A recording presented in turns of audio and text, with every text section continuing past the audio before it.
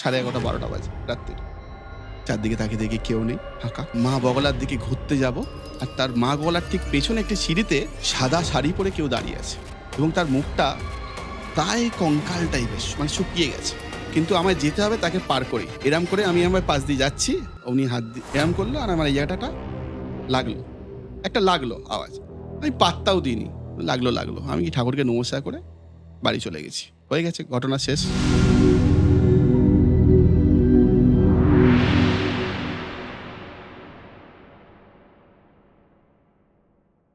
সত্যি কি ভূতে ধরে? আর যদি ভূতে ধরে তখন ভূত কি করে ছাড়ানো যায়? প্রথম ব্যাপার হচ্ছে, তুমি কি কখনো দেখেছো 400 টাকার নোট? না। ডুপ্লিকেট? অরিজিনাল ছেড়ে দাও, ডুপ্লিকেট 400 টাকার নোট। না, আমি দেখিনি। 500 টাকার ডুপ্লিকেট দেখেছো? বা হয়, শুনেছো? হয়। কেন 500 টাকার ডুপ্লিকেট হয়? কারণ 500 টাকার অরিজিনাল আছে, অরিজিনালকে কপি করা হচ্ছে। ডুপ্লিকেটকে কেউ কপি, মানে যেটা নেই তাকে কপি করার কোনো চান্স নেই, ভ্যালু নেই। কিন্তু যেটা আছে তাকেই কপি হয়। হ্যাঁ, এটা ঠিক যে প্রচুর জায়গায় ভাঁওতা দেওয়া হয় ঈশ্বরের নামে, ভূতের নামে, আরও বিভিন্ন রকম কি বলে, গায়ে ভর করে, ভরের নামে। কিন্তু এগুলো হচ্ছে মানে বুঝতে হবে 1% হলেও সেগুলো আছে, কোথাও না কোথাও আছে, হচ্ছে, অরিজিনালও হচ্ছে, ডুপ্লিকেটও হচ্ছে। সাধারণ মানুষ কনফিউজ যে সে কোন দিকে যাবে, কে ঠিক কে ভুল। সে ভাবছে সবাই ভুল। একটা কথা আছে, মানে প্রচলিত কথা, পেহলে দর্শনধারী ফির গুণ বিচারি। তো এগুলোকে একটু দেখা উচিত প্রত্যেকের। এবার একটু আমাদের এই নেগেটিভ এনার্জিটা নিয়ে বলুন। একটি ঘটনা আমার জীবনে ঘটেছে, যেটি অলরেডি অনেকের সঙ্গে শেয়ার করেছি, মানে কিছু মানুষের সঙ্গে। তো তোমার এটার মাধ্যমে অনেক লোক জানুক, তাদের উপকার হোক, আমি চাই।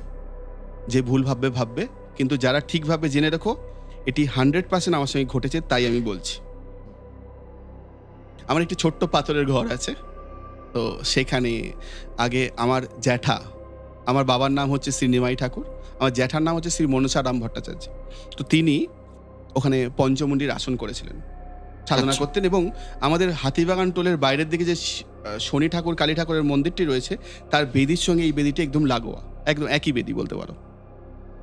সেইখানে আমি বসে আছি এবং জপ করছি। সন্ধে হয়ে গেছে, লোকেরা যাচ্ছে না কিছুতেই।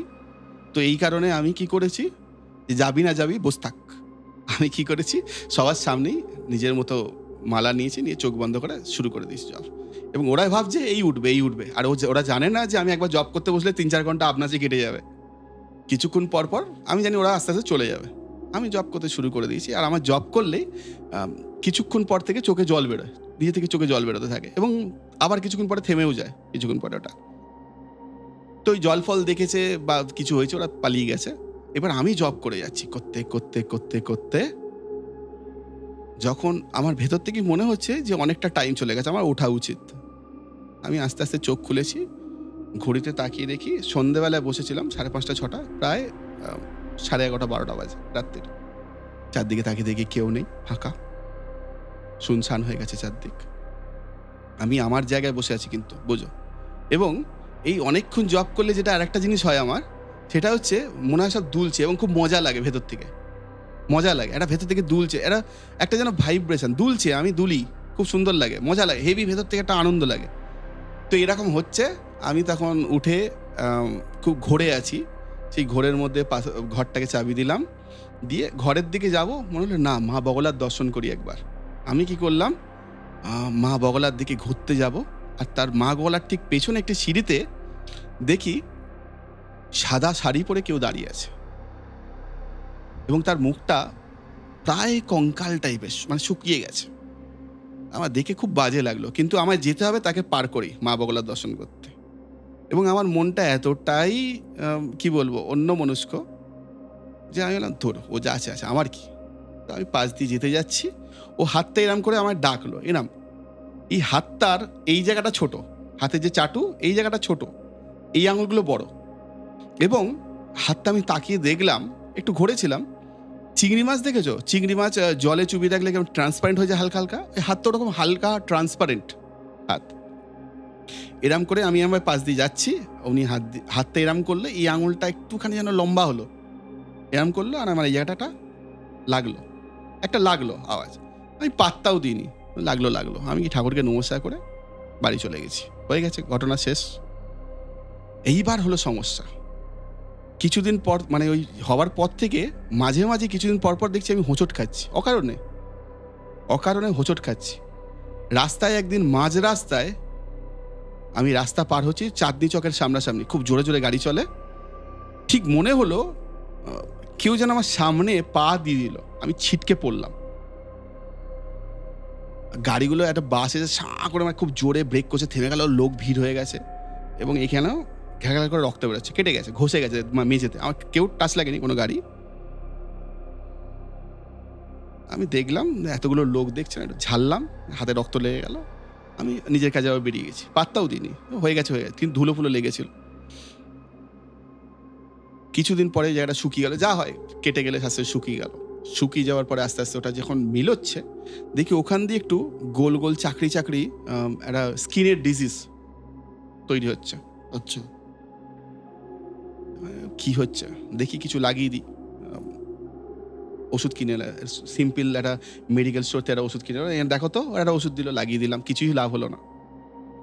মেডিকেল কলেজে গেছি, বড় বড় স্কিনের স্পেশালিস্ট ডাক্তারদের দেখিয়েছি, 1.5 বছর কেটে গেছে, আমার প্রায় 1.5 লক্ষ প্লাস টাকা খরচা হয়ে গেছে, ছাড়েনি, বেড়ে গিয়ে এত বড় হয়ে গেছে, আমি লোকের সামনে বেরোতে পারছি না, এত লজ্জা লাগছে।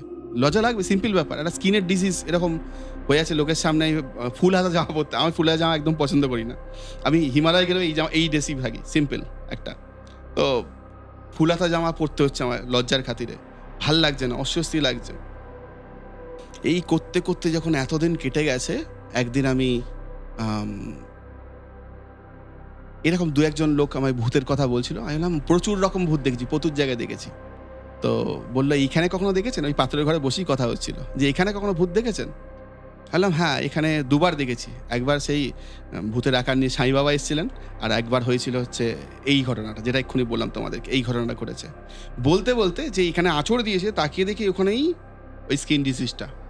আমার সঙ্গে সঙ্গে মনে হলো এটা তো কোনো ছোটোখাটো ব্যাপার না, এটা অন্য কোনো ব্যাপার, অদ্ভুত ব্যাপার। যাদের যাদের এরকম প্রবলেম আছে শুনে নাও, প্রত্যেকের কাজে লেগে যাবে এটা ব্যাপারটা।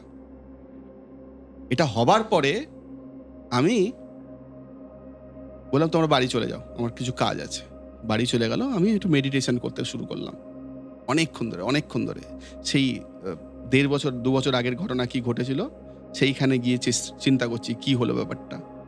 এবং যখন এই আঁচড়টা কাটলো পুরো লক্ষ্য করলাম, করার পরে বুঝতে পারলাম যে এর অ্যান্টিডোজ আছে। এর অ্যান্টিডোজ হচ্ছে গোবর, সিম্পল গোবর। আর ভাগ্যক্রমে সেই সময় আমাদের কাছে মধুসূদন দা বলে একজন দুধ দিতে আসতো এবং তার নিজস্ব খাঁটাল ছিল। তাকে বললাম যে একটু দেশি গরুর যদি একটু গোবর এনে দিতে পারো আমার জন্য। সে বলে হ্যাঁ, কোনো ব্যাপার না, কালকে এনে দেবো। আনলো, লাগালাম, 4 থেকে 5 দিন গেছে, কমতে শুরু করে দিয়েছে। 7 দিনের দিন 0। 1.5 লক্ষ টাকা খরচা করে যেটা আমার সারেনি, 7 দিনে সেটা 0 হয়ে গেল, আর নেই, কোনো দাগ নেই, দাগ মিলিয়ে গেছে সব। তার মানে তোমরা জেনে রাখো, যদি কেউ, অনেকে বলে ভূতের আঁচড় হয়েছে, এই হয়েছে সেই হয়েছে, প্রবলেম হচ্ছে, স্কিনের ডিজিজ হচ্ছে, সারছে না কারোর, প্রত্যেকে বলছি দেশি গোবর লাগিয়ে দাও। আমি আমার অনেক স্টুডেন্টকে, বাবার অনেক শিষ্যরা আছে, অমর শাস্ত্রী একজন, ও অনেক ওদের লোকজনকে বলে, আমি সব বলে দিই ওদেরকে যে এরম এরম করো, ঠিক হয়ে যাবে। এবং ও আবার ওদের লোককে বলে যে এরম এরম করো, ঠিক হয়ে যাবে। তো আরও অনেকেই বলে। তো তোমরা প্রত্যেকে যে যার ঘরে করো, অবশ্যই ঠিক হয়ে যাবে। যদি না অন্য ওষুধে কাজ করে, অন্য ওষুধ কাজ করে গেলে দরকার নেই তোমার। কিন্তু এখন দেশি গোবর পাওয়া খুব টাফ হয়ে যাচ্ছে। আমাদের কলকাতা শহরে বোধহয় গরু রাখা ব্যান্ড শুনেছি, আমি জানি না ভালো করে।